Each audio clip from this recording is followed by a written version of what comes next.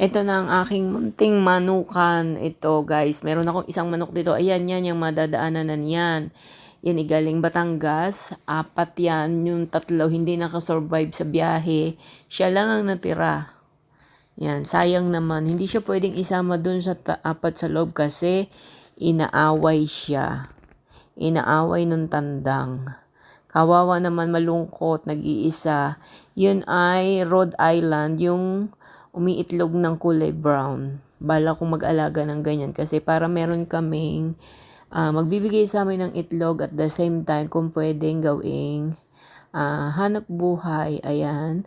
Tapos itong 4 na ito, itong 3 na yan, umiitlog na yan, yung mga inahin.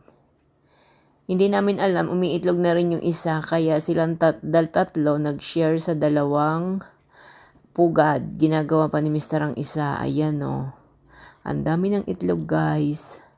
Ang dami ko nang pwedeng. Sana naman magpisa sila. Ayan o. Yan na ang umpisa ng aking maliit na farm.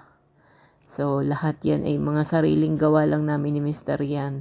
Binili ko online yung inilagay namin na yan na bakod. Yung plastic.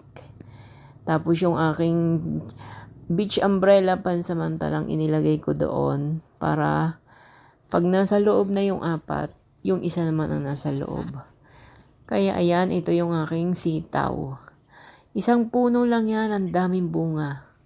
Yan, lahat yan ay organic, wala yung pataba.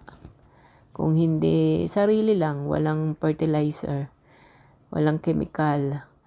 Yan, ang aking sitaw, namumunga na yung isang puno. Ang dami niyan tanim ko, kaya pag sabay-sabay na munga yan, madami akong gugulayin. Yan ang aking pinagkakabalahan sa araw-araw. Umaga hapon, andito ako sa bukid.